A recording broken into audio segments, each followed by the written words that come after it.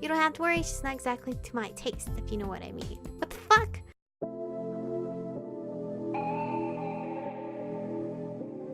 We're born in the moonlight. Ain't no fantasy. Can't breathe in the sunlight. Hello, Aromas. This is Aromie here. Welcome back to Changeling. We're here with Marc stuck in a classroom because it's locked from the outside, so we're doomed. And he's quite hungry, so there's that. Not to mention you and Adrian both being weird about each other. The drama-o-meter has been off the charts for days already. Drama-o-meter? It's a thing, definitely. If you keep sighing that much, we're going to have to start worrying about all the oxygen being displaced by carbon dioxide. I'm surprised you even know what carbon dioxide is. I'm not that awful at science, I'll have you know. I just don't enjoy it particularly. If you weren't awful at it, you'd realize that if oxygen became a problem, we could always try to open a window. Be sure to look. Wait. Why haven't we tried to open a window to call for help yet? I don't know about you, but I assume the windows are sealed by the same spell on the door. I jumped to my feet and started across the room. We don't know that, Marc said as well, but he just leaned against the desk to watch me wrestle with the blinds, then with the window itself. It wasn't budging at all. Ugh. Even if you were to open it and get someone's attention, it wouldn't help unless it's someone who knows how to deactivate the seal on the door. If the windows are sealed too, then even when the sun sets, you won't be able to get out of here. It would seem so. Want to try throwing a desk through one? If it comes to that, we can try, I suppose. Can you lower the blinds down? It's hurting my eyes. Oh, sorry. I quickly lowered it again. I forgot about that, sorry. Thank you. Sorry about that. I forgot your eyes were a bit sensitive. You can't even recall something that simple? Sorry, I forgot. But you insist on me explaining the complexities of vampire society to you. Yeah? Well, don't pretend there's some deep and mysterious reason you dragged me into a supply closet. The supply closet part was unintentional. You know what I mean, the stupid, I don't know, rivalry between you and Adrian. Why is he so determined to annoy you? Why are you so quick to rise to the challenge? Or whatever the heck the reason is, I'm in between it all. That's what I want to know. Marc let out an exasperated sigh and crossed his arms over his chest. My parents have made several decisions that have annoyed a portion of the vampire community. More than annoy, some see them as traitors, especially in the younger generation. The younger generation meaning Adrian and his friends. Correct. When my parents helped found the NPRA, it was seen as a betrayal of our society, especially since their reasons were to quash a sort of uprising of vampires. Vampire uprising? Decades ago, it's just a part of history now. At the time, certain circles within the vampire community had lofty ideas about vampires taking their place at the top of society. Excuse me. They would have upended human society when they revealed themselves, and it would have led to lengthy and violent conflict, no doubt. So they went to enslave humans, basically. Wow. That was stuff straight out of fiction, wasn't it? I had no idea there was anything like that. I really needed to brush up on cryptic history. At any rate, my parents and several other prominent families worked with the government to stop the conflict before it started. They founded the NPRA, and that was when cryptics in this country began to face regulations regarding their interactions with the human world. So what his parents did was actually quite nice, because then the vampires can't use humans as slaves to like suck their blood out in the free will. There's always been contention over the laws we face, the fairness of them, and why we bothered put up with it at all. Most of the laws that exist favor humans over paranormal species, but you said your parents helped establish those laws. Some of them. But that doesn't mean that others in our community agree with them. When my parents began a company aimed at providing for the unique needs of vampires and other cryptics, it was seen by some as exploitive. The end result is that my parents have many enemies. There are plenty who support what they've done, who believe that the regulations protecting society are fair. There are many who do not, like Adrian. My family have been pariahs? Pariahs? I don't know. Some in our community for nearly a century. Old vampires have come to accept that younger vampires question our situation. I mean, I get it. Questioning the status quo is normal, but that was your parents, not you. I'm disliked by association. That's what Adrian said. Well, he left out the details, just that it had to do with your family. But still, why are they suddenly lashing out, stealing your table and all that stuff out of nowhere? If this is some kind of decades-old grudge, then why are they only just now being jerks about it? The catalyst for that was you, but the tensions has been building for some time. Me? So there's more to the story than just the NPRA thing? Of course there is. Is there some sort of regulation of vampires being tutored by Fae? I highly doubt they knew you were Fae from the start. Yeah, Adrian did mention that he thought it was human at first, now that I think about it. So, are there regulations about vampires being tutored by humans? Of course not. It's something about Raven? I don't know, isn't it? Mark gave me a startled look. Where did you hear that term? I heard Adrian and his friends say it. They were watching us walk together and said something about it being bold. It kind of stuck with me. Given everything else that's happened, that must be related, right? Mark slumped slightly, staring past me at the wall. He's so cute when he does this expression. I suppose it seemed bold of me to walk down the hall with someone I marked as prey. Marked as prey? That's what a ravine? I don't fucking know that word is. Because, basically someone you plan on eating. More or less, and apparently he believed that's what I was doing. I don't think he was. I don't think he was gonna do that to me. That's completely ridiculous, frankly. You better not have been. And were you? You better not have been. Ah, yes, this is where you threaten me again, correct? Yep, back to our regular sitcom action. Hey, if you'd stop doing things that warrant it, I'd stop threatening. There was never a point during which I consciously thought of you that way. Well, I'm glad to hear that, at least. Which doesn't mean I didn't unconsciously act on that sort of instinct. You could have just stopped at having consciously thought of me that way. Vampires' instincts are powerful. It would be naive to pretend otherwise. Look, I don't think I'm nearly knowledgeable enough in psychology to start deconstructing the unconsciousness vampire mind. The only way I can relate to you is based on your conscious, intentional behavior. So if you tell me that you don't see me that way, I'm going to accept that and move on. I may be new to this whole paranormal thing, but I can't start second guessing everyone based on the possibility of an unpleasant subconscious instinct. That's a remarkable amount of wisdom coming from someone who can't even remember to properly knock on a magic door. Listen here! One time! That has happened one time! I appreciate that you have faith in my motives. Please, it has nothing to do with faith. You can't eat me. Who else is there that's willing to hold your hand through all this Shakespeare and make sure you pass the upcoming exam?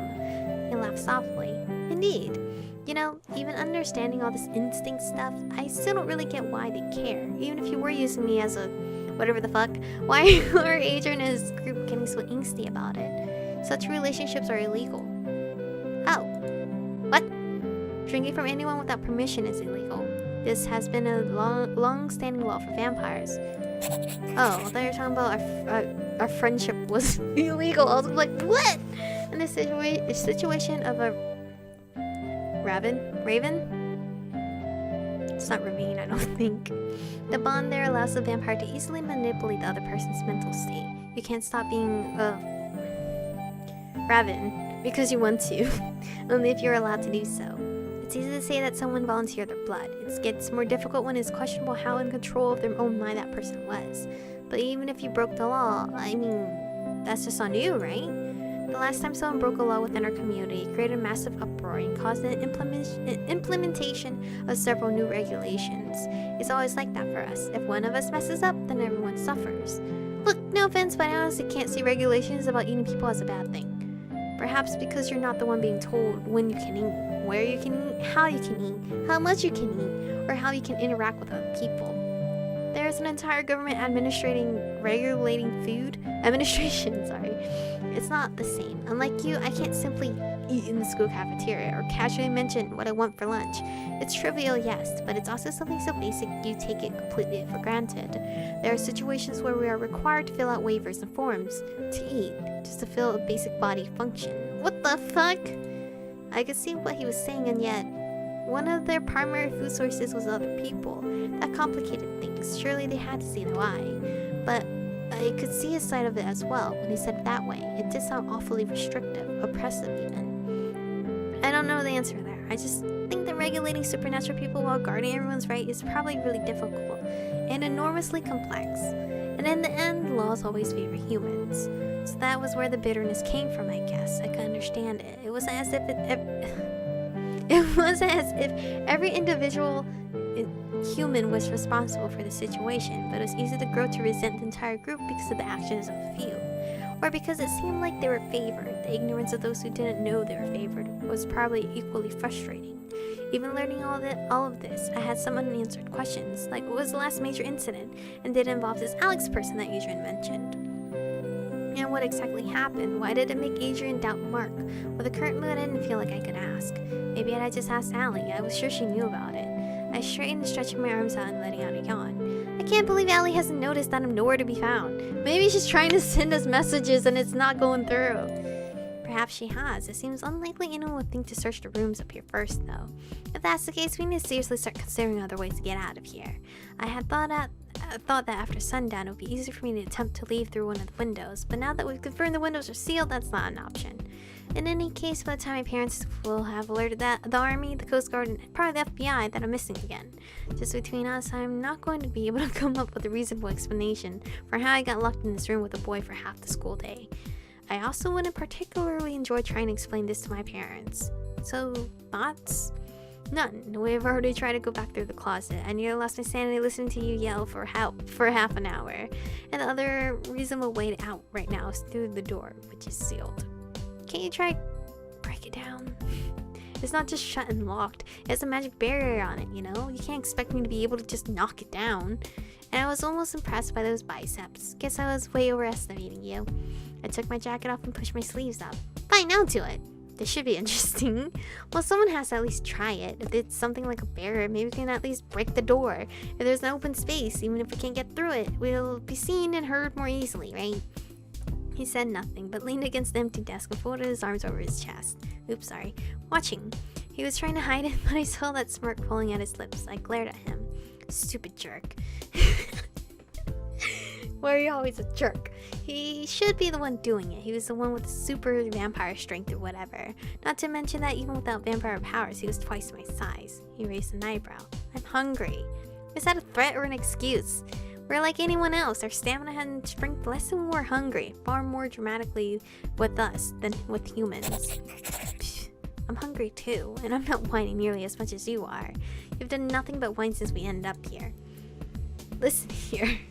I glared at him and lifted my foot up, aiming for the side near the doorknob. Shut up! I brought my foot down hard. To my surprise, the door flew open, causing me to stumble forward. It slammed into something, then bounced back, whacking me in the face. Ow! Ow! Wait, what was that? Is Adrian. I glanced up as I regained my footing. Peering at me from behind the door, I saw a vaguely familiar shape. Fucking knew it! Adrian? He grabbed me by the shoulders, grinning. Whoa! He does have gloves on. Thank goodness, we've been looking for you. Before he stopped suddenly, and I glanced over my shoulder.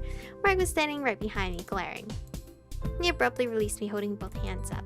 You don't have to worry, she's not exactly to my taste, if you know what I mean. What the fuck? I shot him a puzzled look. To his taste? Hey! I shoved him aside, stalking past him. Damn it, I am not an all-you-can-eat buffet, stupid frickin'. Now it's my turn to pull up short when I saw who else was standing there. What? Spencer!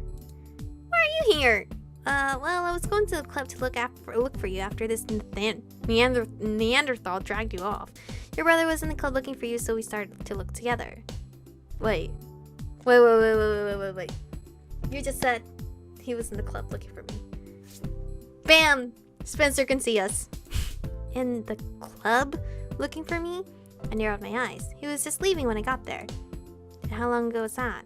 He stepped into the hall as well, sidestepping Adrian as he eyed my brother. Well, it was right after you dragged her away like an overprotective boyfriend. So, since study hall. Marc and I shared a look. Spencer had been in the club room. And that's why we ended up locked in a random class, because he freaked out the protection spell. So he wasn't in the club room, he was in a classroom? Which meant he wanted to go back there after this morning for some reason. You do realize her brother's not a club member. No? Wait, he's not? Spencer started edging away. Oh shoot, if he's not a club member, then he's human. Uh-oh, Spencer broke into a run at that. Oh, for the love of... Thanks a lot, Adrian! I took off after Spencer. I didn't know. I had to stop Spencer and try to explain things. I had to make him sit down and listen. So he's not even slightly cryptic, as Danny's route. At the very least, I didn't want him to have a complete meltdown somewhere public. Damn it, why can't one thing go as planned? Tackle him? Can we tackle him? I'm tackling. Time to tackle. In the next episode, because I didn't realize the time. Anyway, thank you guys for watching today's episode. Stay beautiful, and I'll see you guys in the next one. Love you